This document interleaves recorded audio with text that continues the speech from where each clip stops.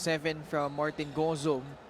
And like you mentioned, the lone bright spot for the Marikina Shoe Masters is YUTUC with 13. Si Deo Timajo, who averaged 24.5 points coming into this game for Marikina. Only 2 points on 1 of 6 shooting from the field. YUTUC susugod. Pinasa palabas kay UBALDO. Si PEÑANO, non-factor pa rin dito. Has yet to make even an attempt in 3 minutes. Well, that 3 minutes is pretty low for her, KARL PEÑANO, considering how, he plays. It takes minutes before KARL actually gets in rhythm. Kumbaga parang diesel ito si KARL. But once he gets in his flow, he can contribute so much for your team. And also, it seems like he has played lesser minutes under their new coach. VIERNES leaning right, but able to drain that mid-range jumper. Timajo took his time and scored on the other side. I think that's the operative word right there. It's taking his time. He didn't rush it. He went to the fast break. Oh, that's a good call. Deo, this is, I think, the second or the third time I've seen him after he gets screens. He hugs yung offensive player that screened on him. And you can't do that. The good thing, the previous one, hindi siya tinawagan. But dito, pretty much obvious that he held on to ALVES. Kanina pa siya napipituhan dito. Deo Timajo. Or Danny Marilao, rather. 23-point lead enjoyed by Sarangani. J. Mark Balyari, VIERNES, Ken Brillantes, Danny Marilao, and LARS SUNGA, the unit for Coach Toto Dohilio. Good stop. But another turnover. Pero counter turnover din. Galing kay Danny Marilao. Yeah, and YUTUC was actually telling, was that ESCOTO who passed him the ball, telling him medyo malayo yung pasa. Which is pretty understandable. And the hope is that JETHRO is going to find better, reads and decision making, especially as he tries to advance that ball to his lane runners. Free throws coming up for KARL PEÑANO. He got fouled by Ken Brillantes. KARL PEÑANO played for NU Nazareth School and Centro Escolar University. May balita muna tayo kay Miss Lyra Punsalan. KARL PEÑANO of Marikina is embracing his role as a motivator and leader on and off the court. Sa bawat huddle at game, siya daw yung unang nagsasabi kung may pagkukulang. Hindi para manisay, kundi para magtulungan. For him, it's all about honest communication.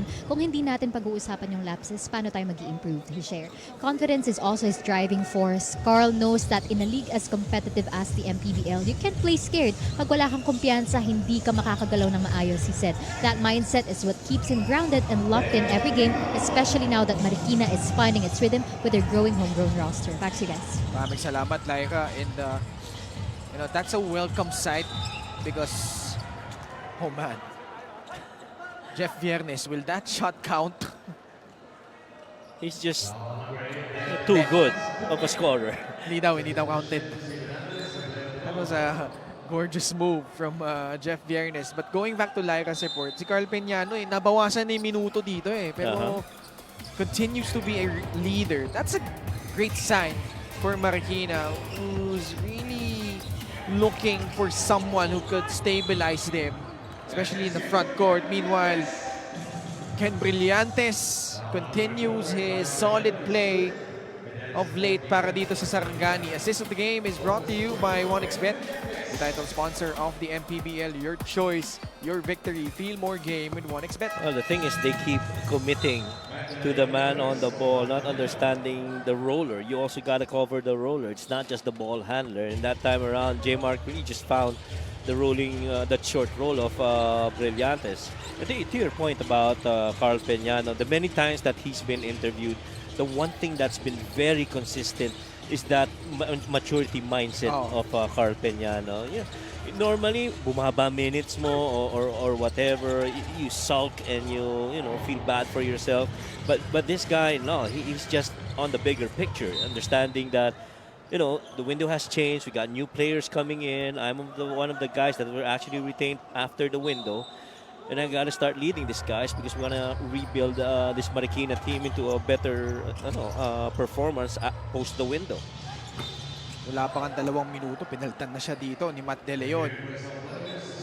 Oh, J. Mark Palyari with a bad fall. He took that shot from 3, at least from our vantage point. That's what we saw, and I think that closeout by ESCOTO, we see that here on the baseline out of bounds. Yeah, he got that ball, he got that feet set. Landing spot possibility ito. Yeah, there's a landing spot. The landing spot kasi is very tricky. Kung titingnan mo yung paa ni ESCOTO, sa gilid niya nilagay. Kung hindi tumama, possible hindi tinawagan yan. Pero since tumama, may tawag ka. Hindi man maduming player to eh. Si Oh, yeah. JETHRO. Oh, and then that's JETHRO. Just a case of a poor closeout. I feel he intentionally wanted to avoid his foot hitting J-Mark. That's why yung ano niya papunta sa side. It's not like he planted it right in the middle of the 2 feet of J-Mark. Si J-Mark pinaltan muna dito. Si MIGS PASCUAL yung mag-shoot ng free throws. Mintis yung una. From MIGS PASCUAL, his second game as a professional player. Recently opted out of playing his eligibility for San Sebastian. Wow, 1 out of 3. Oh. 58-34, 24-point lead. Enjoyed by Sarangani still. Pascual to trigger. Jeff VIERNES, 13 points, 5 assists, 2 steals. Pascual behind the back pass. Marilao. Ball almost stolen away. Gotta take it. VIERNES to bail them out. No good. Oh, what a block. Supalpal inabot ni Brillantes kay Matt De Leon. Pascual, extra pass. Pascual, siya napupukol. Yes! Well, 2 things right there. I felt that LARS SUNGA already had the shot, pero sa isip niya, hindi ako 3-point shooter, more perimeter shooter ako eh. Kaya ginibap niya kay MIGS PASCUAL for that really good, clean-looking 3. Tatakbo na naman ang Sarangani. VIERNES to Marilao. One could make the argument that Sarangani actually has the most athletic, lengthy big men, no? Koy ALVES, King Destacamento, Danny Marilao. No, lahat ng yun kaya tumakbo eh. Nagpabilis talaga sila eh. Oo. Which is pretty much, I feel, because originally ang coach nito si Coach John Callos, di ba? That pretty much is the profile of Coach John Callos' team. A lot of running, a lot of big men that can run that length of the floor. Fast break of the game brought to you by Extreme Cool Air Conditioners. Ang Extreme magpalamig. Free installation for split-type air conditioners. And Jeff VIERNES knows all too well that once you're driving on a fast break, once that defense commits to you, you gotta leave it up for that lane guy running side by side with you. Sarangani almost matching now their average in terms of fast break points. 21 fast break points tonight. Di pa tayo tapos. Reverse from UBALDO, wala. Tapigan ng bola. YUTUC to beat the buzzer. Gets it in from downtown. And he pretty much has been going solo on the scoring side. Oh no, Jeff. Muntikan pa yun. Muntikan pa eh, no? That looked good. That play broken up by Danny Marilao. And one of the things also that makes it difficult for Marikina to score the fast break, mabilis rin bumaba yung depensa eh. 3-point shot brought to you by Extreme, your one-stop shop appliances. Just in the nick of time from YUTUC. Ganda rin ng bitaw from there, on that last attempt. 16 points, 6 rebounds for YUTUC. And for these Marikina Shoemasters to be depending a lot on scoring, as you see that 3 of 13 and 1 of 14 3-point makes and attempts. First 3 lang pala nila yun. Oh, They were 0 of 13 before that shot from JETHRO. yeah, they were actually all out 11 at the half. And so, to my point earlier, for JETHRO to come in and be, that lead guy in terms of scoring just speaks highly on how valuable of a scoring player itong si JETHRO. Maybe he wasn't able to show that in Mindoro so much, but right now he's got that level of freedom to be able to do it. First miss at the free throw line from Jeff VIERNES. Landayan sits. I feel Landayan's one of those guys that's good for fast break as well. LJR is the official outfitter of the MPBL. 5 of 6 shooting from the line. Jeff VIERNES. Yeah, you sit Lars Sunga, you lose strength, but you gain a lot of speed with Gosum on the floor. 64-38. Yeah. Sarangani comfortably ahead. TIMAJO facing up. Tumalbog palabas yung bola. VIERNES. Oh, what a pass! Martin Gosum though got blocked by Matt De Leon. In transition now, JETHRO. Jeff VIERNES attempted to draw the charge, but he will be called for that personal. That's an early elevate para dito kay JETHRO. Ooh. It was outside of that restricted area. Will this be a block? He was there first. Very interesting. Yeah. Very interesting. And that's what Jeff is pointing out right now. He was there first. Ang sinasabi ng ating referee, he was leaning back Oh, yeah. as he tried to draw the charge. Yeah, that's a different thing altogether. And you like that Jeff actually, apologized to JETHRO. Jeff is pretty much a competitive player, but nowhere being dirty. Dito sa Pilipinas, papansin ko, Coach Mike, bihira yung mga player na nagdodraw ng charge compared to, say, in FIBA competitions, in the NBA.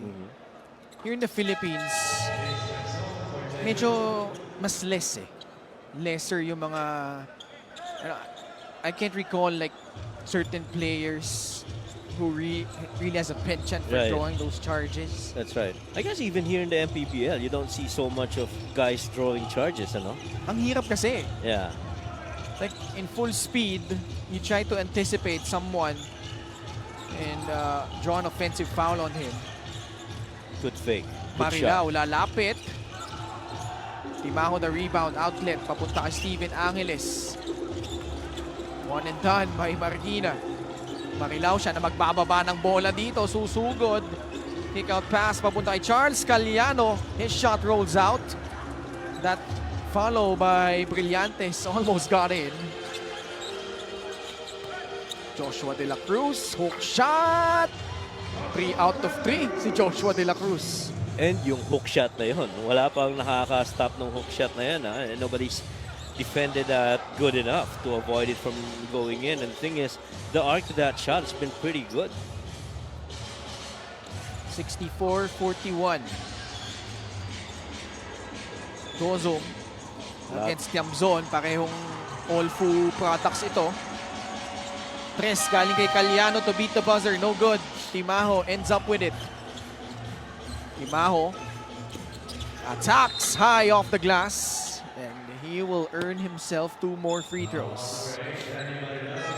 Well, Sarangani, their last possession, not really a good one. A lot more of a one-on-one situation. Guys trying to create. And if they can break down that defender, they pass it off to the next guy. And the next guy tries to figure it out. You'd like to believe that with Coach John Collins' system, he almost always, preaches about man and ball movement. 10 of 21 lang. 10 of 22 ang Marikina. And TIMAJO, the epitome of their struggles at the line. 0 out of 3. Special deal from OnexBet. Scan the QR code and claim your special offer. 0 out of 4, si Deo Timajo, Coach Mike. Yeah, and that's the thing. I mean, we talked about it earlier, and you like to believe that somehow in the second half, mag-i-improve na dapat, no? But the thing is, the strength continues for Deo Timajo. De La Cruz grabs the rebound. Ace Tiamson. Yeah, Timajo sets his feet, fires. Still no go. De La Cruz, the offensive rebound, carving out space, but wasn't able to find the angle for that hook shot. I felt he would have better turning baseline on that drop step instead of, forcing it going middle. De La Cruz actually had that space on that drop step down the baseline, which he didn't take. And that to me shows you yung flexibility at ng footwork na importante para sa big men. Lalo nyo dyan, nagmamatter dyan. Sa taas na ang bantayan yan eh. Kasi pag tumira yan, naabangan na lang yung tira mo sa taas. But if you're gonna, deceive them with a lot of good footwork and a lot of control inside, you might at some point, get the shot off before they even come in. Decano making the first free throw para dito sa Sarangani. 65-41 ang ating talaan. Under 3 minutes left here in the third. YUTUC with another rebound. 17 points and 8 boards for JUTUC. KARL PEÑANO returns for the Shoemasters. Good decision by KARL. I love that good decision. Bola muntik ng maagaw. PEñANO using his offhand for the finish. There you go. They got that basket because of the good decision making of KARL PEñANO. He was trying to go for a dribble handoff zoom action with that corner guy, but that guy didn't want to, and so he decided to do that on the other side. And the good thing he was able to finish inside the paint. Timajo nagmamadali. Able to get past King Destacamento for the basket. This is, I guess, the closest that they've gotten so far. They've been down by as much as 29. Now they're down only by 20. But you got to score in bunches. Finishing quarter strong is always very important. Oh, man. Ganda ng pasa. Galliano to Decano. 67-45. Under 2 minutes left in the third period. Hopefully now you believe me that he's a good passer, si Galliano. Ganda. Timajo working against Mix Pascual. Gets to his spot. Piso-piso galing kay Deo Timajo. Piso-piso na, one-on-one pa. Oo. Wala masyadong ball and man movement doon. They just, he gave him the entire floor for him to operate on. Signature move ni Deo Timajo yan. Yung dribbling left, stopping on the dime, pulling up. Which is for the most part a lot of right-handed guys who would want to score with dribble with the left. Oh, man. Great backdoor cut. Halyare gets it back after he got his own miss. Gotta find MIGS. Galliano drives right. High off the glass and in. Counted plus a foul. It was the up fake. The pretend that he was going to take a shot that actually stole it. That skip ball reversal. Look at the shot. That close out. Chamson, he pretty much showed his front foot, to which showed which lane was open, and Galliano really just claimed it. And the guy in the corner couldn't help out because you're leaving MIGS Pascual right there alone, and you can't do that. Pretty much after that pump fake, naka-handcuff na Oh, yeah. si Ace Tiamson eh. Oh. Ano na, pagmamayari ni Galliano. Totoo yun. 70-47. Casajeros, quick trigger.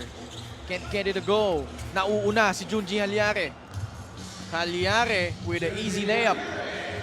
Isa sa mga professional scorers yan, si Junji Halyare. Even back when he was with St. Clair, di ba? Oo. Yeah, he's been pretty much a guy that they turn to in terms of scoring. KARL PEñANO, nakabuelo at nakabuntos. Si KARL PEñANO, pag tinignan mo, parang may pagka-Warren Bonifacio-esque maglaro no? Loves the high side, can dribble, has size to... Iba lang yung range talaga ni Warren Bonifacio because he can shoot yung elbow jumpers. But KARL's pretty decent as well. Timajo tried to save it. And the third quarter comes to an end. Sarangani pretty much protecting their enormous lead over Marikina. Highlights of the game brought to you by SIP Plus, the official hydration partner of the MPBL. Elevate your hydration. And they continue to get a lot of help from the bench. That's a 34 versus 13 stat line advantage for Sarangani. And man, we talked about this repeatedly. The fast breaks, you gotta come back and defend against transition, and more with the ball and man movement, especially securing the rebounds defensively. That has allowed Sarangani to run the open floor and finish with a break. Papasok tayo sa fourth quarter. Lamang pa rin ang Sarangani over Marikina 72-49.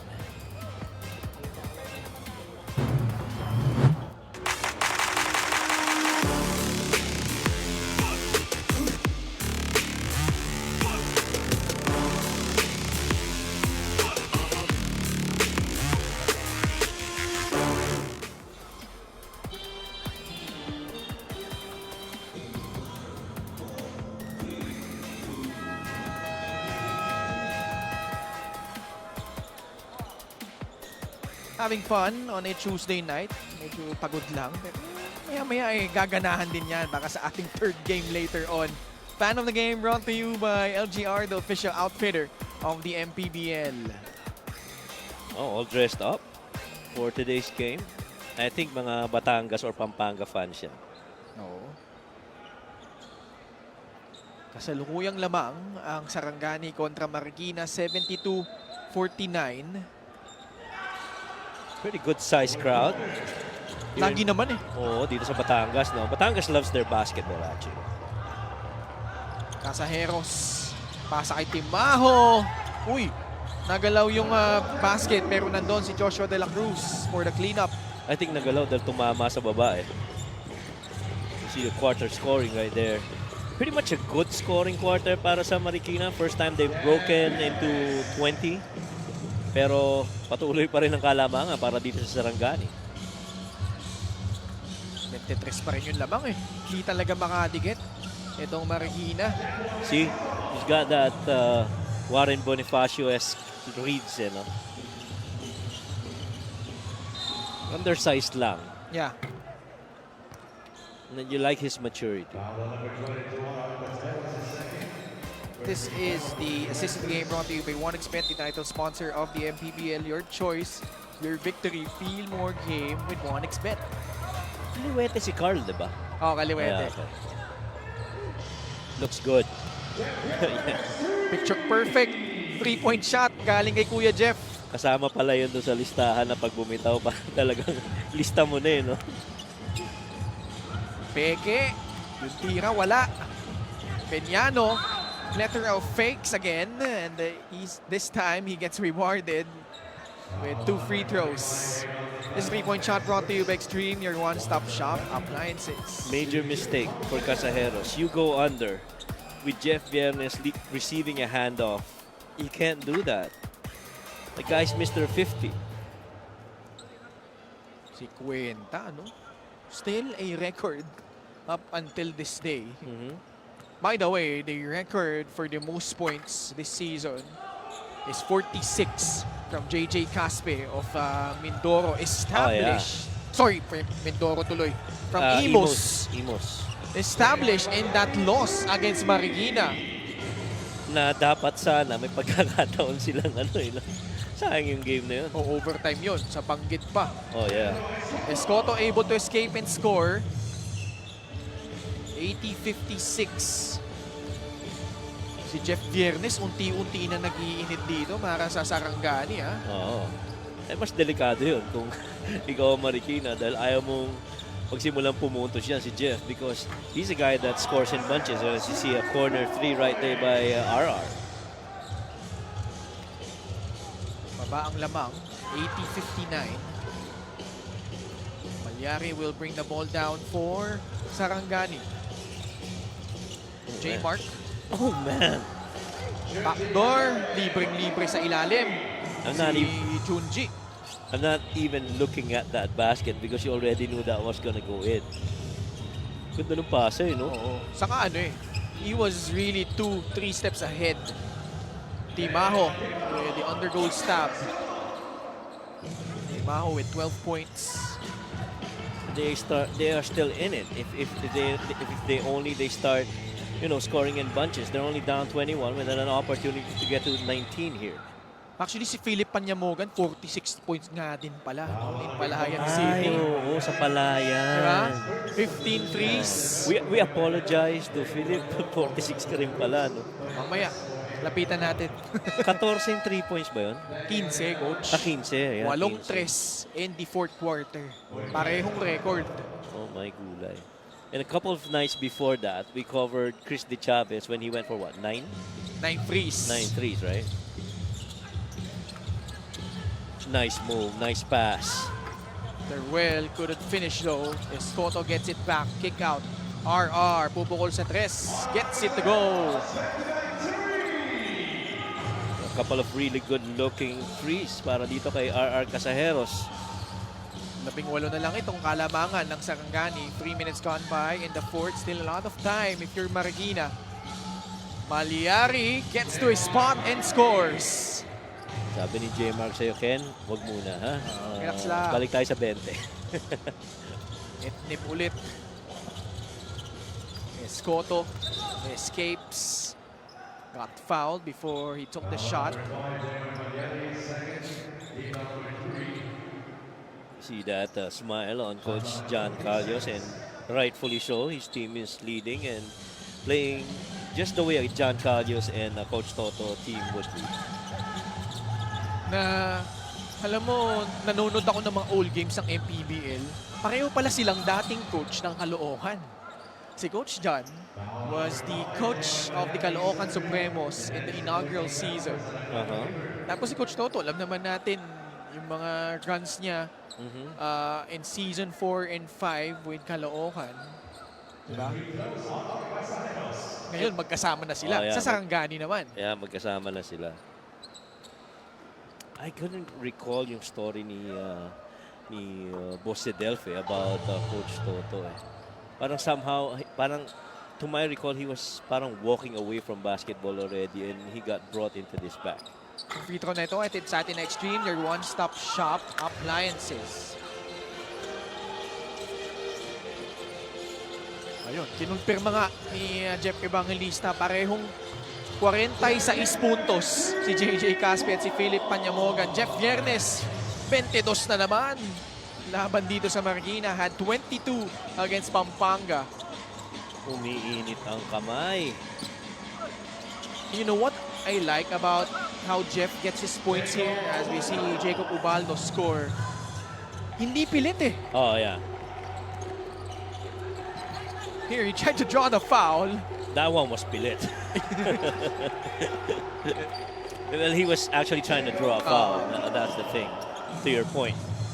Because in his prior stint with Sarangani, we were so used to him, like, having the ball for a good 5 or more seconds. Uy, si Koy Alves, ha? He got hit by Ubaldo, I think, on the gut.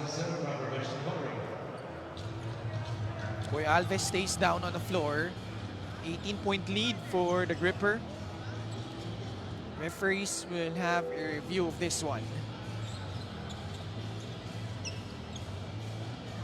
This is Jacob Ubaldo. Parang siya yung involved doon, no? Nandun din sa vicinity si JETHRO ESCOTO. Sir Pingol will now rush in to our game announcer, Miguel Perey. Walking on Sarangani Gripper number 13, Koy Alves, for delaying the game. Ooh. That was a flop. See that? Uy. Oh yeah, I didn't think there was a touch. Come on now, Koy. Kaya pala sabi ni JETHRO, kanina pa yan. Baka isa lang eh. Natawag na street smarts. Diba? Mga tricks of the trade. Iverson cuts. Handoff. For Jeff VIERNES. Well, challenge shot. Munti ka nang pumasok. Wala ko papasok. Diretso eh, no? Oh, Peñano hops into Oh, the yeah. lane and lays it up and in. That's my man right there, KARL PEÑANO. 8 points, 3 out of 4, splits his free throws, has 3 rebounds, 1 assist in only 10 minutes. And a picture of a true professional. Ito si KARL Peñano. That's right, he just keeps on doing his thing. So, andi lang yun, Coach Mike. Deo TIMAJO with a basket. Those two combining forces to keep Marikina within striking distance. This is just a 14-point game. 4 minutes and 42 seconds left. Play of the game brought to you by 1xBet, the title sponsor of the MPBL. Your choice, your victory. Feel more game with 1xBet. Only because KARL has been consistent. And him leading this pace right now para dito sa Marikina. We'll be back after this short break. 4 minutes and 42 seconds left here in the fourth.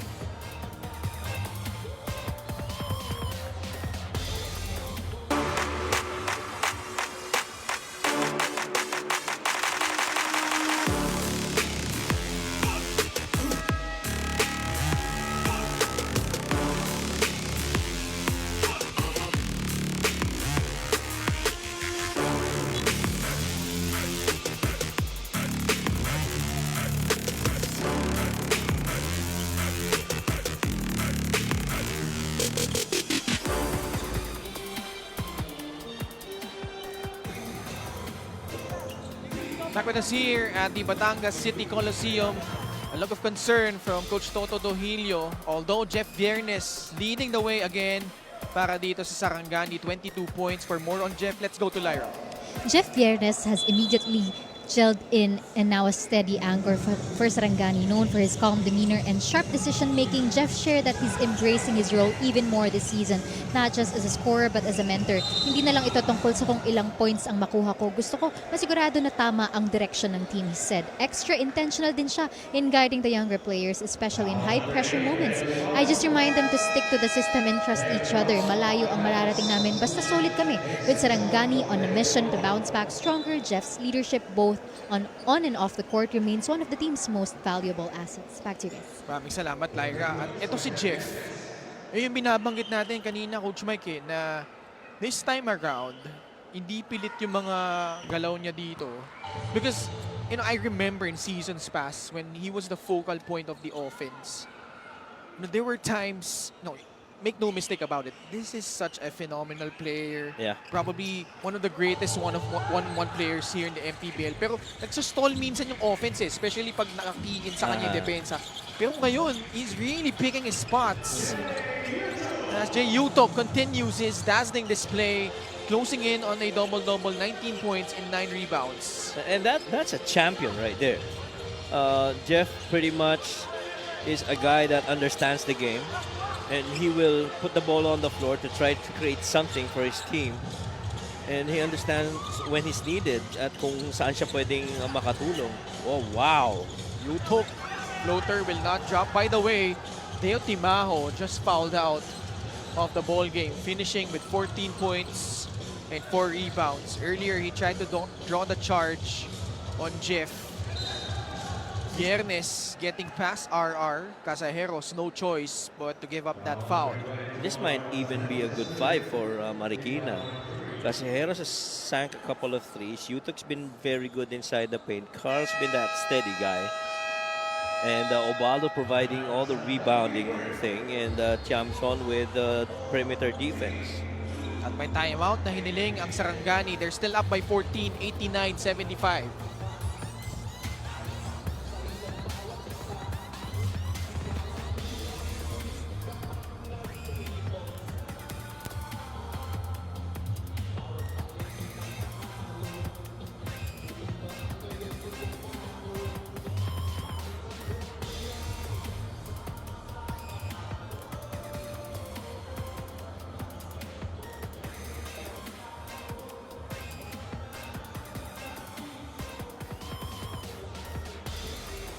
People flocking in dito sa loob ng Batangas City Coliseum in anticipation of our main attraction for tonight.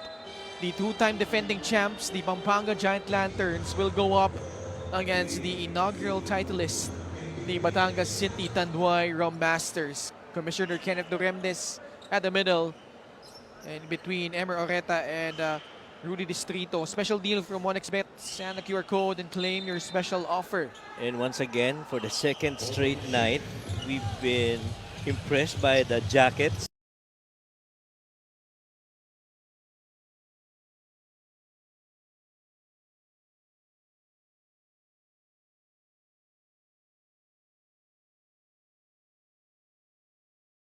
Again, depensa talaga ang ibibigay sa niya ni Chamson, and right now he's designated to stop the leading scorer so far para dito sa Sarangani. Viernes naghanap ng papasahan. Popping out was Danny Marilao. Alyari back to Danny. Marilao puts it up short. Yeah. One and done by Sarangani. And good defense by Marikina. That's the shot that you want them to take. Bad pass though. Good recovery. Almost a steal by Jeff Viernes. YUTUC hangs in the air.